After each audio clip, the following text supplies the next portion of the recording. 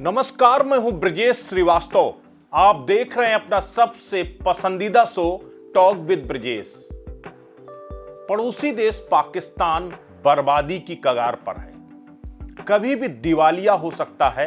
पाकिस्तान के अंदर हालात इस कदर बेकाबू हो गए हैं कि लोग एक एक किलो आटे के लिए जान देने और जान लेने पर उतारू हो चुके हैं। कुछ तस्वीरें अगर आप देखेंगे तो आपके रोंगटे खड़े हो जाएंगे।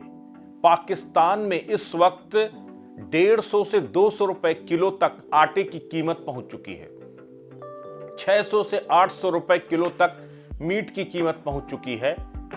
किसी ने सच कहा है कि आपको दाल रोटी की कीमत क्या मालूम।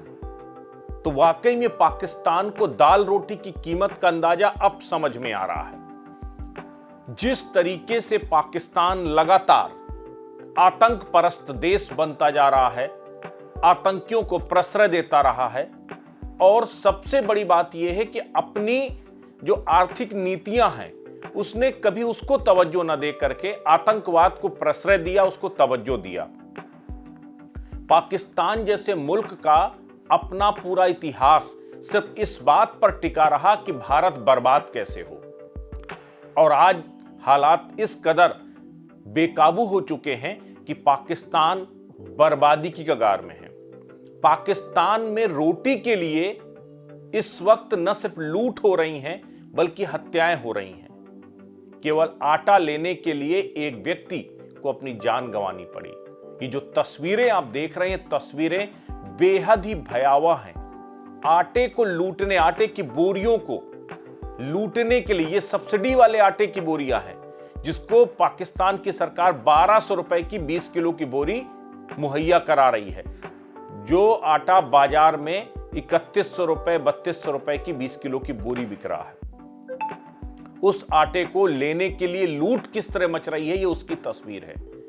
पाकिस्तान में महंगाई का अगर एक आंकड़ा आप समझें कि किस तरीके से जो महंगाई दर है वो किस कदर बेकाबू हुई है। अगर हम एक साल के आंकड़ों को हम थोड़ा सा मैं बताऊं, 2022 में जो प्याज 36 रुपए किलो बिक रही थी, वो प्याज इस वक्त 220 रुपए किलो बिक रही है, यानी लगभग 501% इजाफा हुआ है।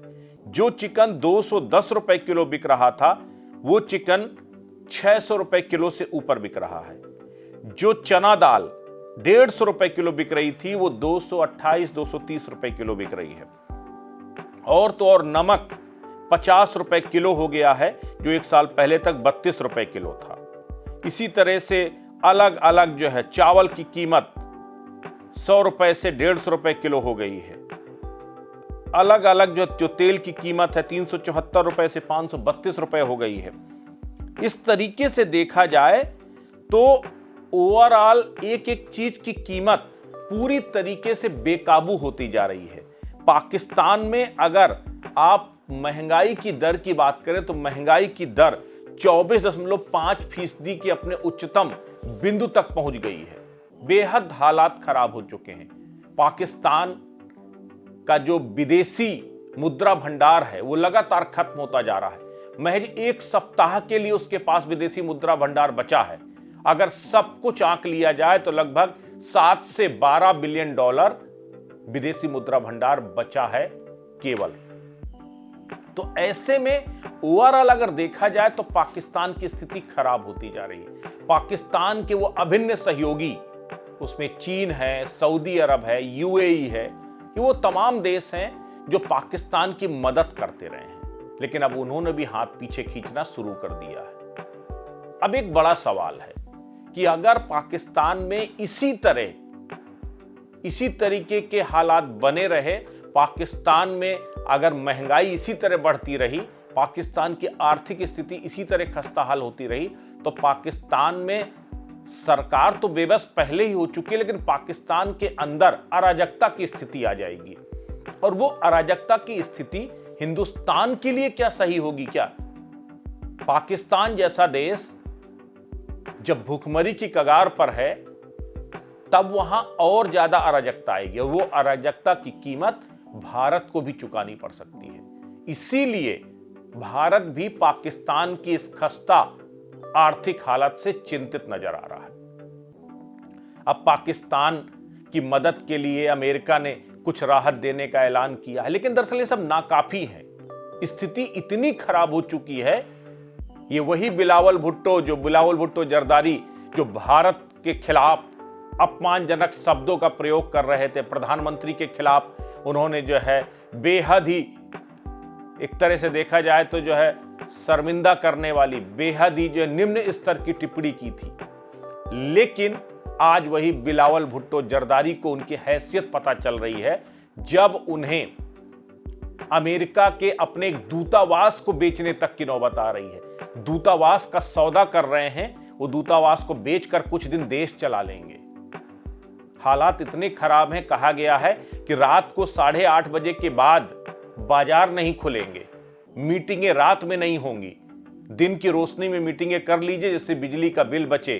बिजली का बिल बचेगा और सरकार जो है 2-4 दिन लोगों को राशन और दे पाएगी। ये स्थितियां आ चुकी हैं। 40 रुपए की चाय, एक वक्त था जब पाकिस्तान के एक मंत्री ने कहा कि अगर पाकिस्तान के लोग चाय पीना छोड़ दें तो हमारी काफी बचत हो सकती है। तो आप सोचिए कि किस तरीके से फटे हाल हो चुका है पाकिस्तान, पूरी तरह बर्बादी की कगार पर है।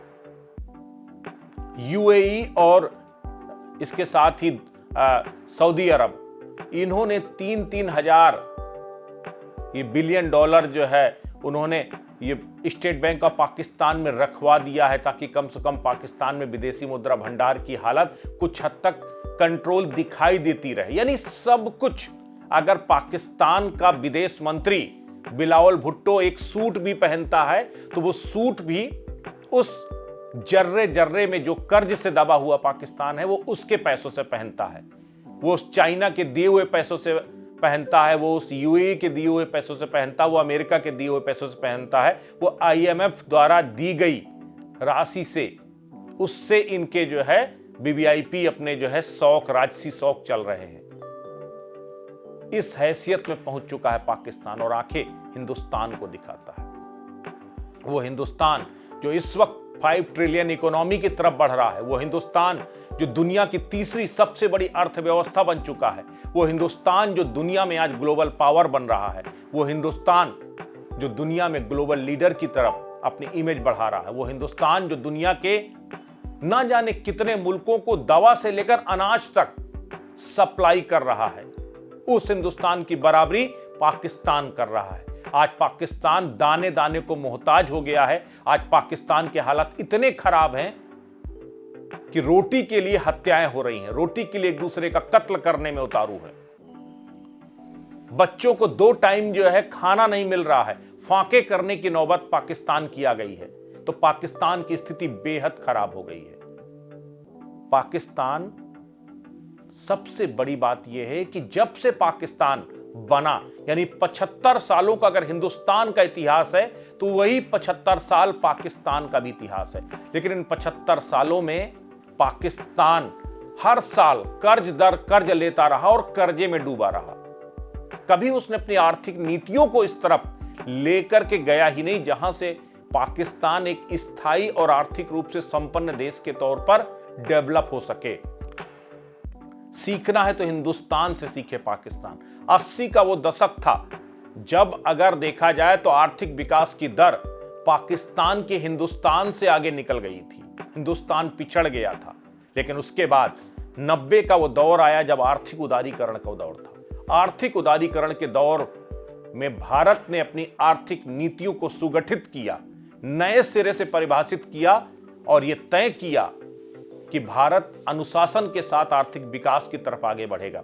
और लगातार भारत ने विकास किया है, लेकिन पाकिस्तान लगातार विनाश के मुहाने पर है। इसमें जिम्मेदार वहां की लोकतांत्रिक तरीके से चुनी हुई सरकारें तो रही, लेकिन इसके साथ ही वो तानाशाही रवैया भी रहा, वो सेना का दखल भी रहा।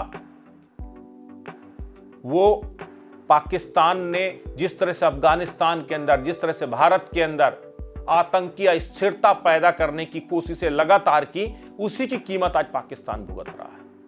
लेकिन सबसे बड़ी बात यह भारत के लिए चिंता की बात है।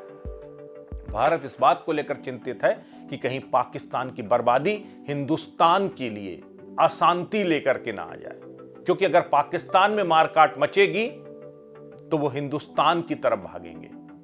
और मुझे लगता है कि शायद पाकिस्तान की अपनी हेकड़ी ने आज उसको इस मुहाने पर लाके खड़ा कर दिया। अगर कश्मीर के अंदर 370 खत्म करने के फैसले के खिलाफ पाकिस्तान ने भारत से व्यावसायिक संबंध नहीं तोड़े होते तो शायद आज पाकिस्तान को सस्ती दरों पर अनाज मिल रहा होता, सस्ती दरों पर जो है जरूरत की चीजें मिल रही होती, और वो कम से कम इस तरह तंगहाली, फटेहाली और बर्बादी की कगार पर न खड़ा होता।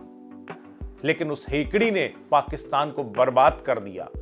पाकिस्तान आज भी फटेहाल है, बर्बाद है पूरी तरीके से, दाने दाने को मुहताज है। लेकिन उसके बाद भी जब यूएन के मंच में जाकर पहुंचता तो कश्मीर की बात करता है। ये वही जो पाक ऑक्युपाइड कश्मीर है, पीओके में, गिलगिट बल्टिस्तान, वहां से लगातार आवाजें तेज हो रही हैं। बलूचिस्तान में आंदोलन तेज हो गए हैं कि उन्हें पाकिस्तान के साथ नहीं रहना, हम हिंदुस्तान के साथ रहना चाहते हैं। बलूच की सेना पाकिस्तान की सेना को दौड़ा दौड़ा करके जो है उन्हें मार रही है, वहां से भगा रही है।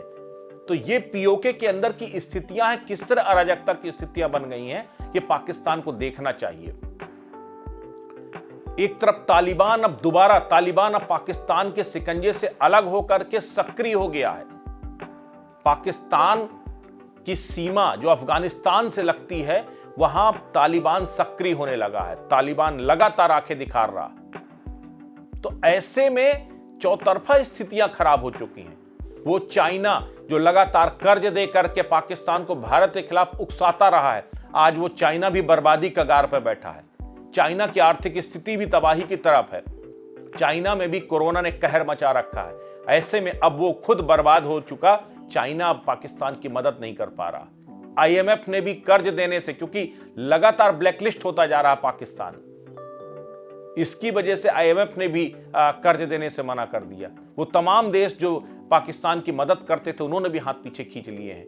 ऐसे में पाकिस्तान अब बर्बाद होने जा रहा है। और सबसे बड़ी बात यह है कि राजनीतिक अस्थिरता पाकिस्तान की बर्बादी की सबसे बड़ी वजह है। शहबाज सरकार ने घुटने टेक दिए हैं। शहबाज सरकार ने मान लिया है कि वो अर्थव्यवस्था को पटरी पर नहीं ला सकती। ऐसे में वो कभी भी आर्थिक इमरजेंसी की घोषणा कर सकती है। आपातकाल की घोषणा पाकिस्तान में कभी भी हो सकती है। और ये पाकिस्तान का आपातकाल पाकिस्तान की ताबूत पर आखिरी कील होगा। इमरान खान कह रहे हैं कि तुरंत चुनाव कराए जाएं और लोकतांत्रिक तरीके से चुनाव ही इस देश की अर्थव्यवस्था को बचाने का एकमात्र जरिया है। लेकिन इमरान साहब चुनाव कहां से कराएंगे? चुनाव के लिए आने वाला हजारों करोड़ का खर्च कहां से करेगा? आपके पास 2 जून के खाने की रोटी तो है नहीं, पहनने को कपड़े नहीं है, अंधेरे में रहने को आपकी आवाम मजबूर हो रही है, दाने दाने को मोहताज है आपके लोग। ऐसे में चुनाव कैसे कराएंगे? और अगर इमरजेंसी लगाई जाती है, अगर आपातकाल लगाया जाता है, तो पाकिस्तान की स्थिति बेहद खराब हो जाएगी। पाकिस्तान के अंदर वो अराजकता की स्थिति आ जाएगी कि जिसको सेना भी नहीं संभाल पाएगी। और यही चिंता का सबब है हिंदुस्तान के लिए। पाकिस्तान में जल्द ही इमरजेंसी के ऐलान हो सकते हैं, और अगर ऐसा हुआ तो ये हिंदुस्तान के हित में कतई नहीं है। इसलिए ये पाकिस्तान का जो हश्र हो रहा है, वो दरअसल दुनिया के उन तमाम मुल्कों के लिए एक सबक भी है कि दूसरे के लिए गड्ढा खोदने में दरअसल नुकसान अपना ही होता है, बर्बादी अपनी होती है। जिस आतंकियों को पाकिस्तान ने पाला पोसा, भारत के खिलाफ उनका इस्तेमाल किया, आज वही आतंकी पूरे पाकिस्तान का बेड़ा गर्क कर रहे हैं। आज वही दहशतगर्द पाकिस्तान में अस्थिरता पैदा कर रहे हैं। और सबसे बड़ी बात यह है कि जो कहते हैं कि बोया पेड़ बबूल का तो आम कहां से होए। जब आपने नकारात्मक मानसिकता के साथ भारत को नेस्तनाबूद करने की नीति के साथ आप शुरुआत से चले हैं, तो आप कैसे अपने देश को आगे ले जा सकते हैं? ये बड़ा सवाल है। ऐसे में हिंदुस्तान को भी सजग और सतर्क रहने की जरूरत है, क्योंकि पाकिस्तान की भूखमरी हिंदुस्तान के लिए मुसीबत बन सकती है। तो आपको हमारा विश्लेषण कैसा लगा, कृपया कमेंट करके जरूर बताएं और आप भी बताएं कि पाकिस्तान को बर्बादी से कैसे उबारा जा सकता है। कृपया कमेंट करके जरूर बताएं और हमारे इस पेज को लाइक और सब्सक्राइब जरूर करें। नमस्कार।